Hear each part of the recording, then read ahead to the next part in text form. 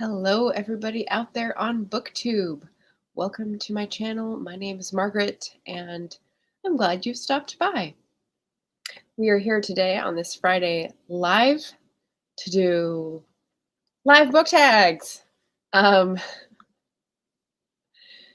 been a long morning already, so yeah, things may be happening. So welcome. I have a couple announcements at the top of the show, as it were. This Sunday, I normally release videos Sunday and Tuesday or Wednesday and Friday live. So this Sunday, instead of having a video, I'm going to be doing two shows. One is a the Author's Librarian Patreon bookish chat for the public, which is just everybody. Hey, John. Everybody who wants to come and listen can.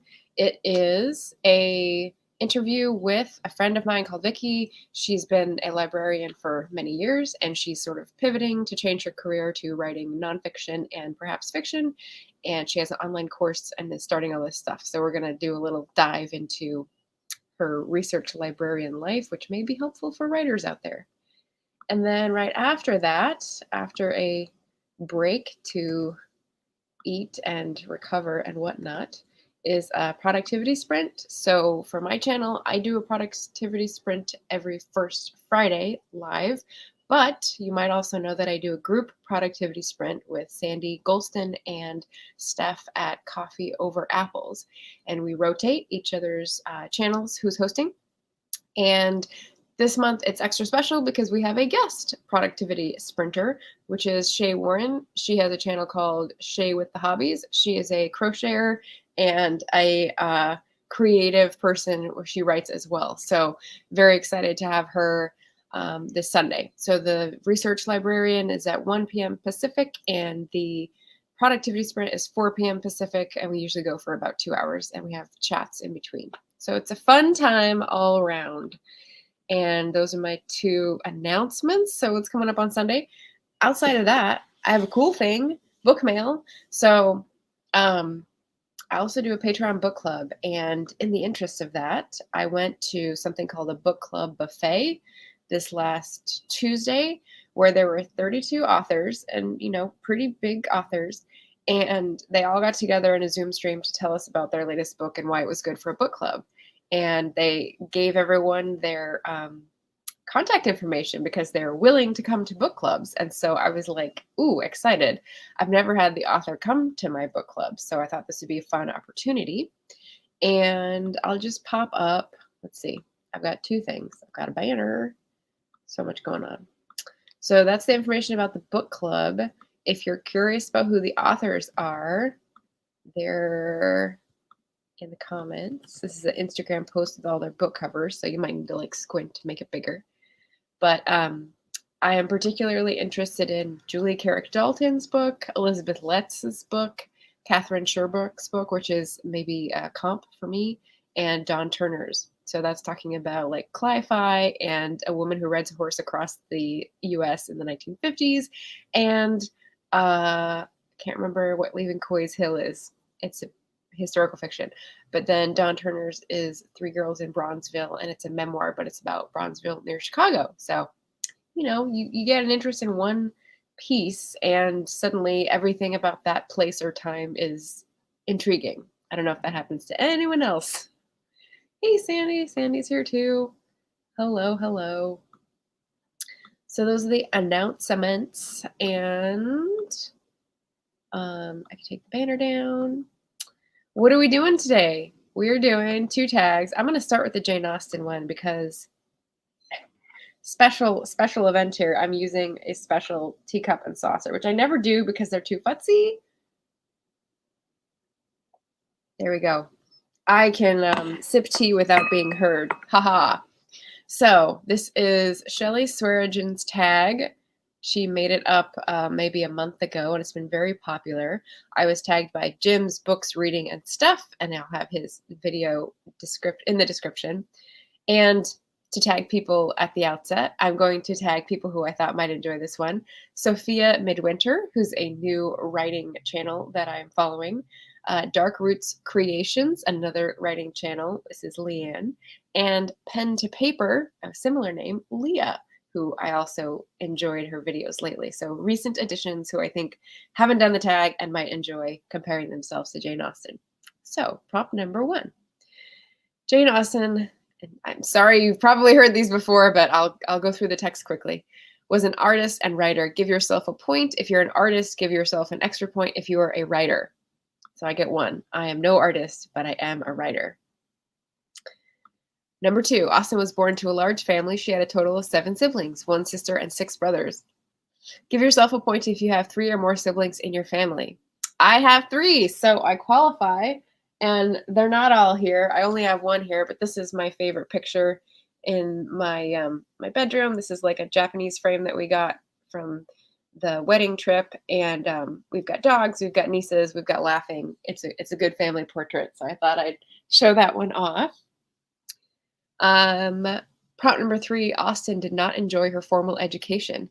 Give yourself a point if you did not care for school. And I have a little bone to pick with Shelley here. I'm not sure where she gets her information for this question, because I look up stuff on Jane Austen and her schooling was very scattered, and I think she didn't like the environment because she was away from her family and she had a very tight-knit family that was a bit eccentric. But I don't know that she didn't like school itself, as in learning and reading books and taking tests and reciting poetry, whatever they did in Regency England for schooling. So I'm going to quibble with this one. I liked school, like Jane Austen might have, but not the school environment at certain points. So I'm going to give myself a point for this one. I don't care if it's sort of cheating. But yeah, so there we go. Prompt number 4, dark humor is weaved throughout Austen's writing. Give yourself a point if you have a grim sense of humor. You must share a dark joke in order to get this point. I do not have a dark sense of humor. But, you know, she also had a very dry sense of humor. Again, I'm going to add a little bit to this. So I have these postcards from Jane Austen quotes that I got a while ago, and I haven't used them up. These are the sort of things you get in the book mail. And one of her quotes, this is from a letter, probably to Cassandra in 1801. Expect a most agreeable letter, for not being overburdened by subject, having nothing at all to say, there shall be no check to my genius from beginning to end. So this is like tongue-in-cheek, and I love like a good tongue-in-cheek humor. So it's not dark humor, so I don't get the point, but I'm just presenting my own side of the argument. Hopefully Shelley appreciates that. Prompt number 5, Jane broke off 2 engagements and died a spinster. Give yourself a point if you are single. I am single. So I get another point. And number 6, Austen experienced low periods or spells of depression. Give yourself a point if you have struggled with mental health. And people have definitely pointed out differences between mental health and mental illness. I would say yes, I've definitely had periods of depression in my life, 2 definite ones, and then, you know, pockets of just feeling low. And I think that that is something that most people share. So, easy to admit, and I'm happy that I'm not in one of them now. Prompt number 7, Jane moved away from her childhood home in her 20s. Give yourself a point if you've lived away from your childhood hometown or region. Yes, yes, yes, yes, yes. And here's another quote. If adventures will not befall a young lady in her own village, she must seek them abroad. So she definitely, yes, thought she should move away. And I thought that was a great quote to contribute. Prompt number 8, Jane was not vain. Give yourself a point if you have very little interest in vanity. So I actually looked up the definition of vanity, and we've got inflated pride in oneself or one's appearance. Conceit. That's a definite no. My appearance is not something that I take the most pride in my person. Let's see, something that is vain, empty, or valueless. Nope, I'm full of values and value. A dressing table? Nope, don't got that. And a fashionable trifle or knickknack? I don't think, well, I am full of knickknacks. I looking around, I will say I'm full of knickknacks, but we're going to say no on that question. But I actually have a postcard with a quote with the word vanity, so I'll share that as well. I think I may boast myself to be, with all possible vanity, the most unlearned and uninformed female who ever dared to be an authoress. Again, tongue in cheek, but she's feigning humility here while she's writing a letter. So, yeah. Authoress indeed. Number 9, hair was of little concern to Austen. Give yourself a point if you cannot be bothered with your hair. Yes. Yes. All right. So I think it was Jack from Spread Book Joy who explained how she wrapped her hair in each time, and it was like pandemic hair, bird's nest hair. And I can definitely relate to that. My feeling generally about hair is that I like it long because you can do stuff with it, but most of the time I don't want to do stuff with it. So I just push it back up. It's a bun, you twirl around, and then I just pin it so that it doesn't do that. So that it's a little softer. It gives a little Victorian vibe instead of, I don't know, being a ballet dancer in 7th grade. So yeah, hair. Number 10, Austen expressed her distaste for hot weather. Give yourself a point if you dislike the heat. How much do I dislike the heat? Let me count the ways. But we have a quote for this too. I think this is probably where Shelley got this. What dreadful hot weather we have. It keeps one in a continual state of inelegance. So I love that quote because I hate heat. And yes, so I definitely share that with Jane Austen. So how many points do we have? Yes, Sandy agrees. Let's see, 1, 2, 3, 4, 5, 6, 7, 8, 9. 8 to 9, I am in this category. In another life, Jane Austen and you could have been siblings, or at least good friends. You want to spend time with one another and work to make that happen. Interesting. So that was a fun little like magazine quiz. Thank you, Shelley. Thank you, Jim, for tagging me. And yeah, always happy to have a Jane Austen themed tag to make me clean out my teacups that are high up on the shelf and never get used. Anybody? Anybody?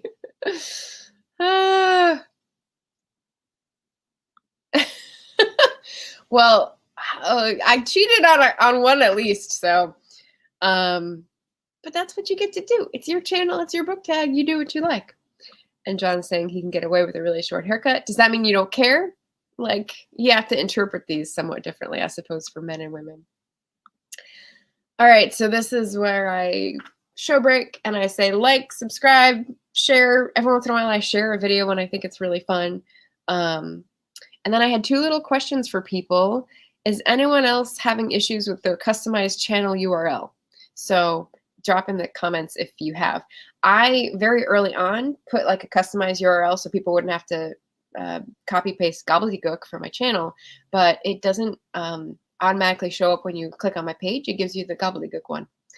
So the shortened one takes you to the page, but I don't really understand how this is supposed to work because it's not making it easier for the audience. If anyone can help out, that'd be great. And then there's news in the YouTube world, which is that we're losing the discussion tabs. So I find that most people, like 99% of people, don't use them. And so it's probably fine that YouTube's doing away with them and whatever. But I just started getting used to using mine, and now I'm gonna miss it. So if you have things to say about losing your discussion tab on your channel page, let me know. Put a comment in. And I'm almost at 400. I was, and then I dropped back down. So 500 seems to be the arbitrary cutoff point, again, that YouTube is giving us to have a community tab, I think. So whatever, it's the same thing. Just sharing my frustration with the environment we work in. Sandy says, my husband's the same. Very short hair. Short hair don't care. I think that's Kim's motto. And JD is here. Yay. Slightly late. You missed the teacup exhibition. Can you sip without being heard? That's my additional Jane Austen prompt. There you go. Doesn't show when I land on the homepage, but then does when I go to videos. Yeah, I don't get it. I don't know if it's helping or hurting, but we're gonna continue. Yes, the discussion thingy, it's a tab. home videos about, that part on your channel page. They're doing away with discussion. It was like an update that they notified us, and I was like, I was just getting used to using it. Boo. All right, so those are my two little YouTube gripes slash news pieces. And now we're going to go on to school days. This is an original tag by What Victoria Read, who's a big British booktuber. And I was tagged by Amrita by the book. Thank you so much, Amrita. This is like in the spring. So I'm doing this now in the fall because now it's like school days. I'm going to tag John. Hey, y'all, listen up because I'd love to hear about your early school days experience. Sounds fun. Melissa at Fully Booked and Crystal at Reading and Retail. She's one of the newer channels that I'm discovering. So very excited for those. And again, there's lots of text in the prompts, so sorry. Questions, times of day. First bell, tell us about the book that first got you into reading. I have some show and tell here. So the first book that got you into reading, I'm actually going to call it Illustrator Writer Team.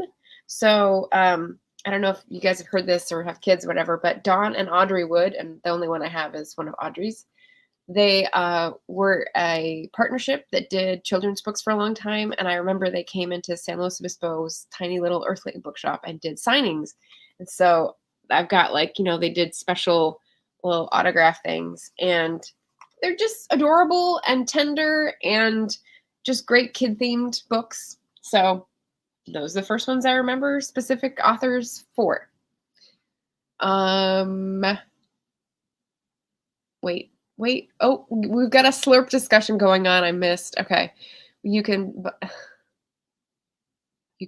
the slurp adds to the tea.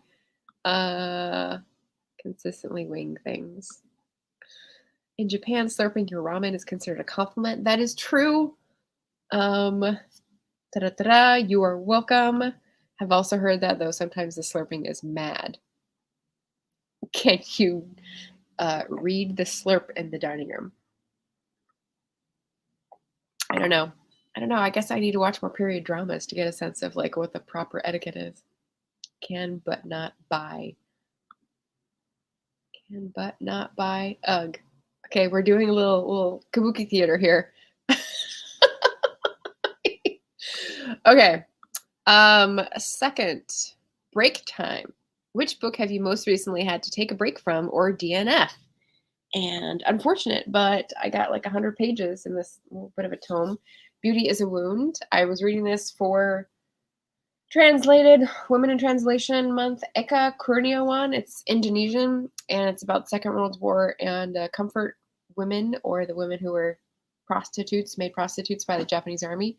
And there's a lot of violence, and there's magical realism, and it's really not my thing. But, if anyone's interested in that style or topic or setting, give me a ring. I can send it. Lunchtime. Tell us about your favorite book that features food. Okay. Can anyone guess this one? I don't know. Kept chopping at one book, but taking a long time. All right. Can anyone guess this book while it comes up? Okay. Hear me out. So the main character in Sunshine is actually a baker, and she's a really good baker. So she has really good descriptions of baked goods in the local shop, and she uses it as a distraction. And I may have used this before for food, but it's hard. People don't often highlight food in fiction. So yeah, really good food and fiction book. Prompt number next. Oh, and I also had a link to share. So I was looking this one up to try to get ideas. And there's must-read books with food and fiction. And some of them I recognize, but most of them I did not. So that was pretty exciting if you're interested in that. Final bell. Which book have you most recently finished reading? And this is a very exciting one. Da-da-da! Gathering Moss by Robin Wall Kimmerer. It's going to feature in its own book review. It's going to be in the wrap-up. It's already in another tag video that I've recorded. So I love this book. And I can't wait to read Braiding Sweetgrass. I'm not sure if I'm going to expect it to be better than this because Moss is close to my soul. But yeah, very good. Then we've got, yes, because there's no number on these prompts. They're just times of day for school. Isle of Chaos by Maple Fiction, Sophie and Chris Brousseau on Insta. Is this for food or is this for just finished reading? The link took me to a bad page. Uh-oh. The link.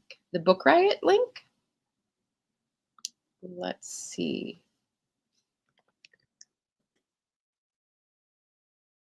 Book Riot link works. Okay, so that's not the one you're talking about. What else did I put up there? The Instagram one? That should work too. Huh. Try again, because I just okay. Good. Copy had an extra character at the end. It could be a space. Yeah, that could be my fault. Sorry. For food, someone's getting controversial up in here. The Lion, the Witch, and the Wardrobe. What food are you talking about? If you're talking about the beavers, I'm okay with you. But if you're talking about the White Queen and the Turkish Delight, no. I mean, I got used to Turkish Delight because I lived in Turkey, but it is not the same thing that you get in the UK. So, and you can't eat them like Edmund does in the movie or the book, which I've definitely read. Yeah. But you love Turkish Delight. What flavor? What parfum do you love, JD? All right, I'm going to keep going here. Homework. What was the last nonfiction book that you read and enjoyed? So Gathering Moss is nonfiction. Most recently finished reading. Do I have a different one? Most recently finished reading. Well, I have another nonfiction that I recently finished reading, which is The Diary of Vera Hodgson. This is a Persephone book, and it was a chunker. I started this sucker in May, and read a few pages each night. So it was one of those, like, it wasn't that it was calming. There was lots of tension. This is from 1940 to 1945. She's writing about the Blitz in London and the food shortages and losing lots of people in her life and trying to do her job while never getting any sleep because bombs were coming every night and there were alarms and she was trying to help by using a stirrup pump, and I had to look that up. Anyway, really good book. And yeah, I can't remember when I talked about my World War II symphony of reading, but if I haven't done it publicly yet, it's coming up in a recorded video soon. Okay, catching up here. Very strong feelings about Turkish Delight and the movie. I watched that movie growing up as like over and over again. It was recorded from the TV. It was on a VHS. Watched it over and over. Formative, yeah, probably.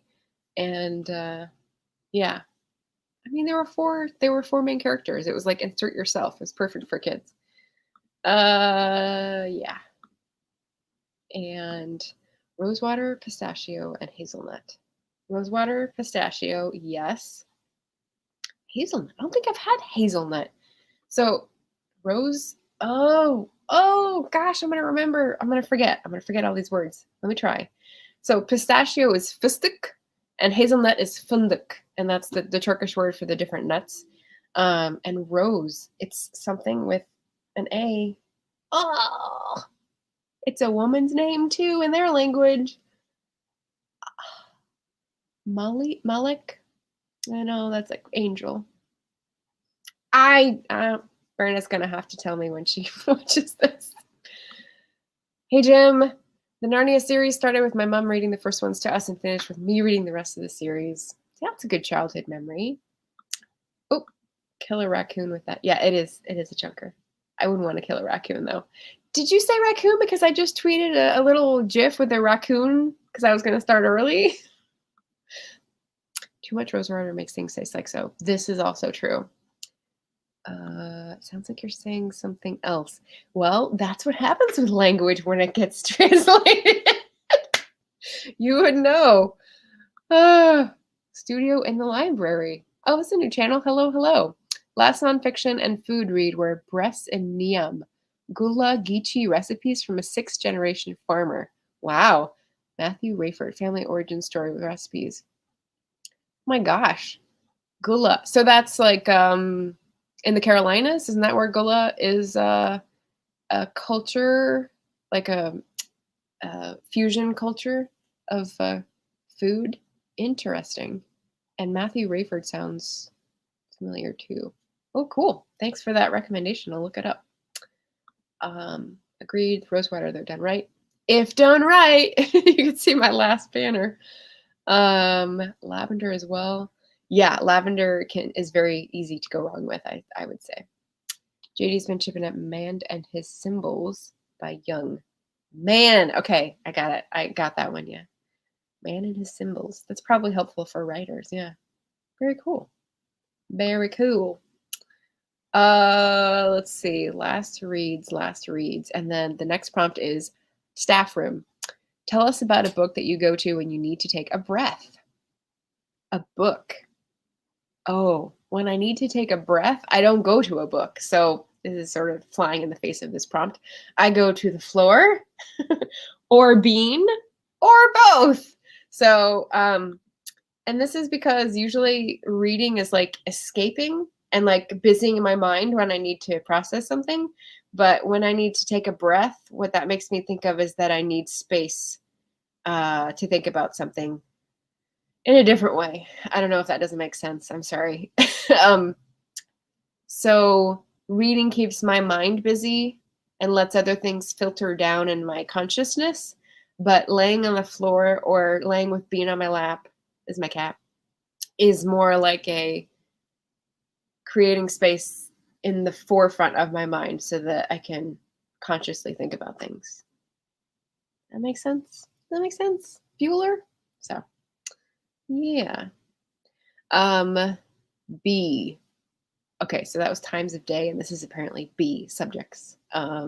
Choose however many of the following you like. It doesn't have to be subjects you liked. So she has prompts for English, maths, science, and I chose to do the science one.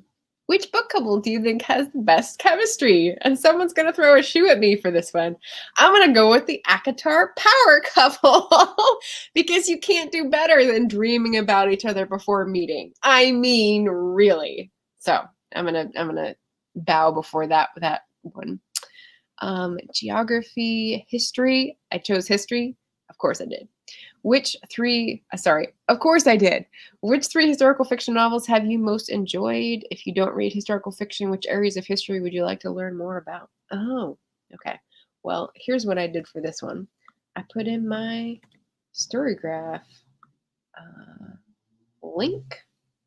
Okay, studio and library.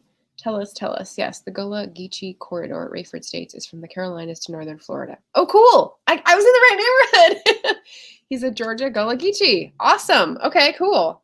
Maybe I've seen him referenced in like a collection or a survey. That's very cool. Thank you. This is the link for Storygraph. So 3 historical fiction novels you most enjoyed. I'm going to go with recent reads. I have The Women of the Copper Country in my head. I'm going to go with The Firebird by Susanna Kearsley because that's a perennial favorite, which is, how would I describe this? It's got a present day portion and it's got an 18th century portion, and that's all I will say. And the historical part is very well done. And a third historical fiction. Most enjoyed. I don't know. They're all over there, far away, and I guess you'll have to go to the Storygraph link to see the ones that I rated the most highly, because there you go. Georgia Gullah Geechee sounds like a password to get into a secret society. Maybe it is. Secret Society of Raccoons. No, I'm just kidding. That was my GIF comment again. Let's see, what other subjects do we have? We have religious studies, we have PE, we have music, we have drama. Ooh, and art. So the last one is art. Show us 3 books that you think have the best covers. That's not the one I chose. Modern foreign languages. Sorry, that's the last one that I chose. Recommend a translated book that you enjoyed. And here's the last one that I prepared for. Le Cid. So this is by Pierre Corneille, and it is a classic of French literature from what do they call it? Is it le siècle d'or, like their golden century or whatever, when the most brilliant literature people were French in their estimation, and so they call that their do they call it their golden century? No, they call it. It's not Century of Lights because that's the Enlightenment. Anyway, it's been a while since I read it, but I really, really liked it. It's a romance, it's a tragedy, it's a epic tale, and it's a play. So I haven't actually seen play acted out, but I studied it in college, and it was super good. So there is my school days tag.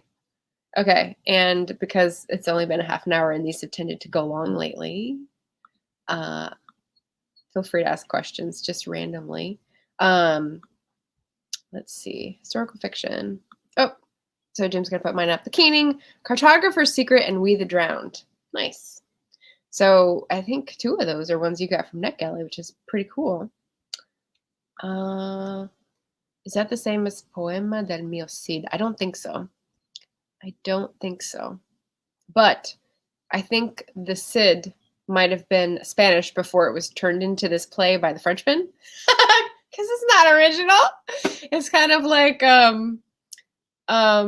what's the big long one with the windmills and Man of La Mancha? That's actually called something else or the original. This is my this is my non-academic side showing. It's been too long since I've done any of these things. Oh, okay. Cartographer's Secret is the one from NetGalley. I remembered one. How has doing lives compared to pre-filmed in terms of enjoyment and engagement? Good question. Thank you, JD. I enjoy doing lives. I told someone else about this yesterday because it has a feeling of being on stage, which I kind of enjoy, without being like a, attention whore. And it cuts through the work of recording and editing, and yeah, I guess it's the end result of the engagement that I like, and without the extra time spent outside doing more work. I still prepare for these, obviously, although, sometimes I forget a book or two, but preparing is something I do either way, and it just feels like it's a shortcut. So why wouldn't you take it? And I realize, hey, Amy, I realize that some people aren't comfortable doing lives, and so that just means that it's not an avenue available to them until they either give it a try or something changes in the presentation or the medium or whatnot. But I'm always up for helping people do a little live show on the down low to practice, because that is spreading my gospel of having fun on YouTube. So if anyone is JC, a little scared of doing live and wants to practice, I am here. So Don Quixote, thank you. See, brain pan, dry. Props to Jim for putting Margaret's book up. Woohoo! Thank you. Amy's on a coffee break.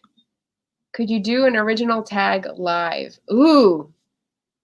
Could I do it? Yeah, I guess I could. I've been trying to think of a good original tag recently, and I haven't been able to. I've got ideas, but I can't stretch them out to like a coherent body mass of something to be interesting. I don't know. Okay, we're getting incoherent now, so we're going to wrap it up. Yeah, but I like collaborative tags too. I don't know. Lives scare me, so Sandy. Yeah, they do some people, and I'm not sure. I am not a stage fright expert, so there's got to be a difference between audition jitters and stage fright jitters, because like for me, I get audition jitters because I've got that fear of rejection. Like you put yourself out there and then like no one's gonna like you, whatever. But the live thing, when you already have friends that it feels less risky. So if that makes sense to you and you're on the other side, tell me what the difference is, and then we could maybe chat about it. There you go. There's an idea. Sandy and I could brainstorm a fun topic and do a collaborative tag. I did one with Beth Ann earlier about sort of sociology of booktube. And what's interesting is that I looked up a what's his name? Wench. There's a Kansas State University professor who in 2008 did a Library of Congress presentation about basically what we were doing, the sociology of YouTube, but much bigger. And he has grad students, and now he's like 20 years of research of how we interact and how that affects trust and how that affects knowledge, and really interesting stuff. And I was like, oh, gobbling this up, because that's kind of what we were trying to get at, is how do people make decisions and interact with people, but on a tiny little first tag effort. So yeah. Oh, Studio in the Library's got some historical recommendations. Conjure Woman by Afia Atakora. That is on my shelf, and I haven't gotten to it. I know. The Exiles by Christina Baker Klein. Also good. That is on my audio shelf, and I started it, but I had a deadline, and I didn't make it, so stuff got pushed out of the way. And Miss Benson's Beetle by Rachel Joyce. I think I've heard of that one during readathons, and I can't remember what I heard about it. I will keep that one in mind. Very cool. Sandy says, in a video, I can edit out what I don't like. What's not to like? That's my answer. No chance to do that in a live. This is true. This is true. Anyway, got to get back to work. So till next we waffle. Nice to see you. Yes, and as I said, I lean out into incoherence, so we're probably good to go for today. Like I said, I've got a couple things coming up on Sunday. If you guys are interested, the first link is the 1 p.m. live show on researching, if you're a writer. And the second link at the top of the chat is for the productivity sprint, where we have Sandy, different Sandy, and Steph, and special guest, Shay Warren from Shay with the Hobbies, who is a crocheter, knitter, writer extraordinaire. And so she's going to join us, and we'll be chatting and sprinting as we go on Sunday to be superstars. So that is all I have for you today, guys. Thanks for stopping by and being delightful with me. And don't forget to taste life twice. See you next time.